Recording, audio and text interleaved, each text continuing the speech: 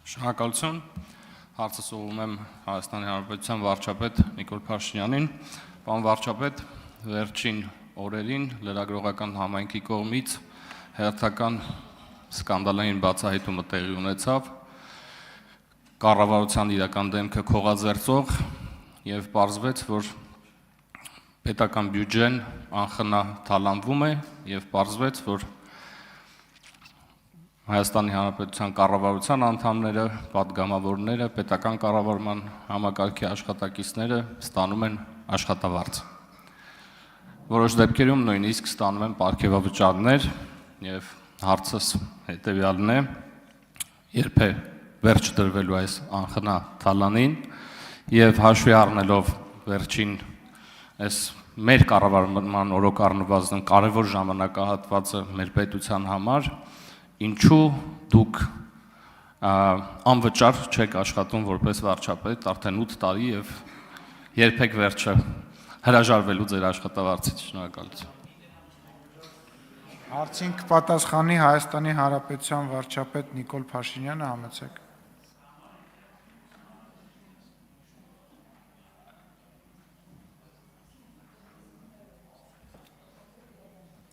Շնորհակալ եմ հարցի համար, պարոն Աղաջանյան, ես իհարկե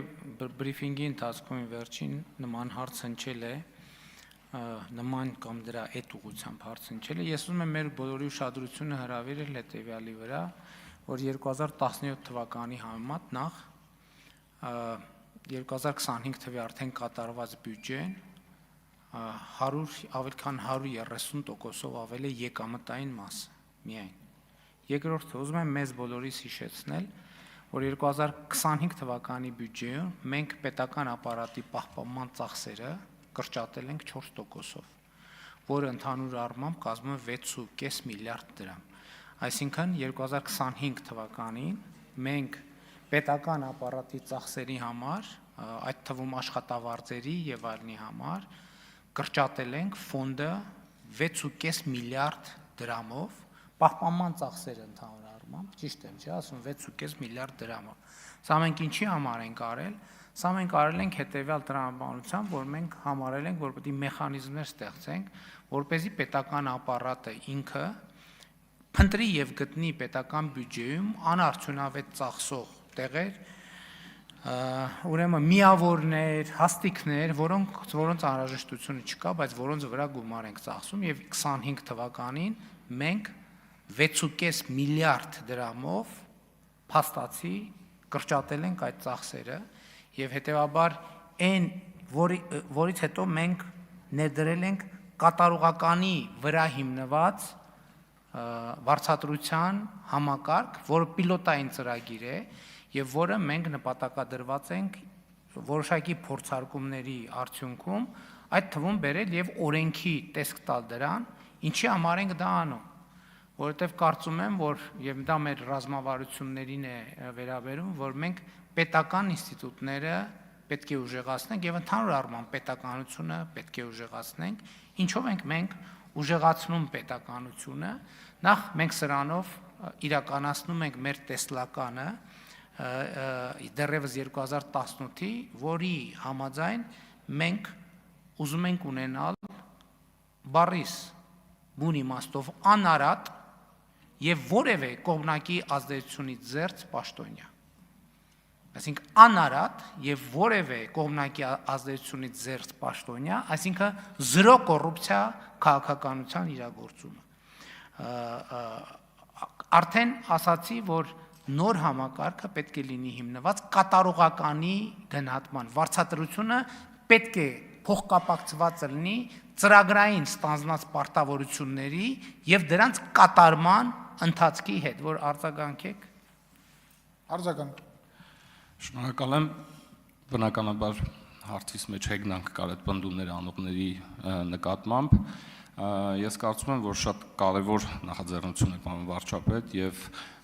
նաեւ կուզեի ավելացնել պետական կառավարման համակարգում աշխատավարձերի բարձրացումը ուղիղ փոխկապակցված է բարձր որակավորում ունեցող մասնագետների ներգրավման հետ եւ ես կարծում եմ, որ դրանով մրցակցայնությունը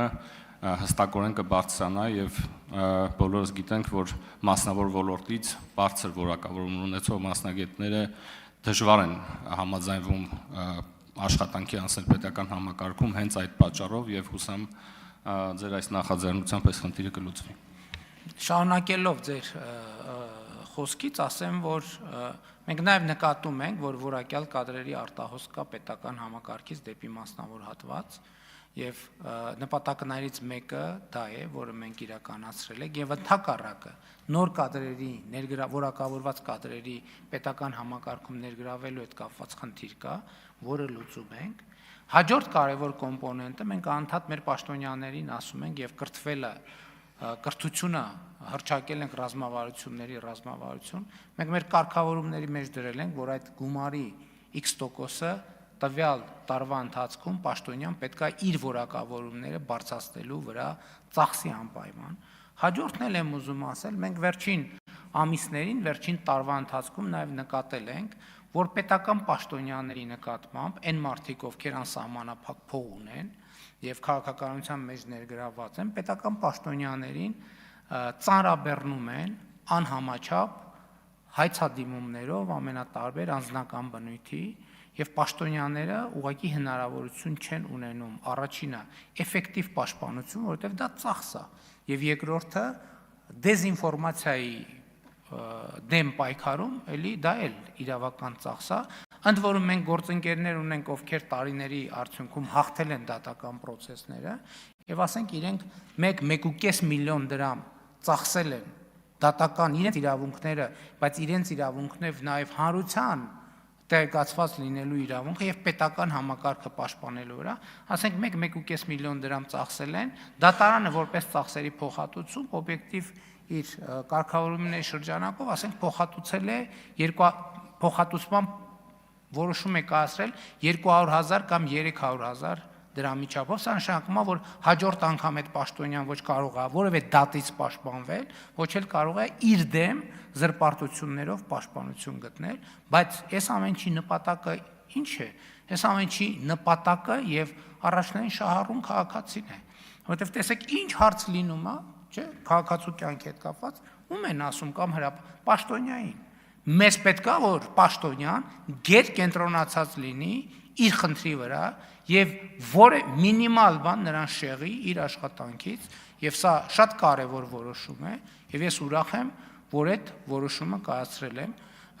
կայացրել ենք մենք միասին եւ այո, ես եմ կայացրել, իսկ նրանք ովքեր ասած բան են առանց աշխատավարձի կամ սիմվոլիկ աշխատավարձով աշխատել են վարչապետ կամ չգիտեմ ինչ, հիմա նրանք դոլարային միլիոնատերեր են։ Ես նման խնդիր չունեմ իմ առաջ դրած, շնորհակալ եմ։